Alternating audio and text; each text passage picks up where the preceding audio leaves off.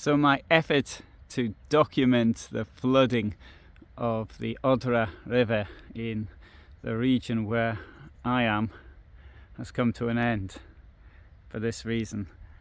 I got through that large puddle without any difficulty, but the next one is the problem. It's this one here, and I say that because if my memory serves me correctly, the land here, this track, actually goes down. There is a bridge for the railway line which is beside me, which is running normally, and that means to say there's going to be more water. But as I come in here, oh, it's deep. Yeah, just got my foot wet, and I'm not doing what I did before. Was I took my shoes off when I walked through. If you saw my earlier video, so I walked through the flood water in my bare feet, but here I didn't. Here you can see it's very dirty. When the flood water is moving, as moving water, there's not much of a risk of anything happening. I thought there was the slightest bit of risk here. But when there's floods, of course, you do have the risk that the water might have passed through a sewage canal or a Soviet nuclear arms dump or something like that, which everybody's forgotten about. There may be good reason for it being contaminated. And this can, of course, affect the crops which are then grown in the polders.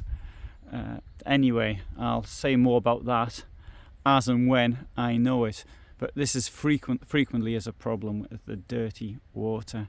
Anyway, you might be able to hear the Odra river because it is normally around 300 meters from here. I suspect it's now much closer.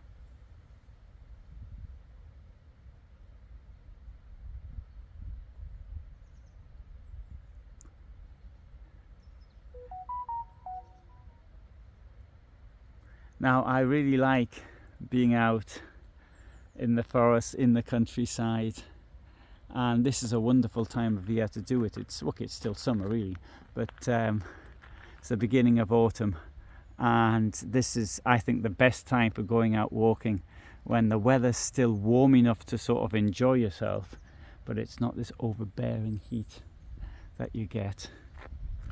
And the tourist infrastructure around here, I think, for those that want to do cycling, is absolutely wonderful. Now, we've got the dike up here, which I suppose I could use to get back, but given the fact that it's not a hardened surface, there's a ban on using the dikes in any case, so I wouldn't.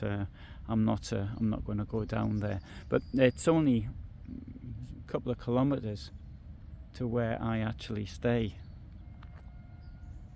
Oh, and here's a train coming.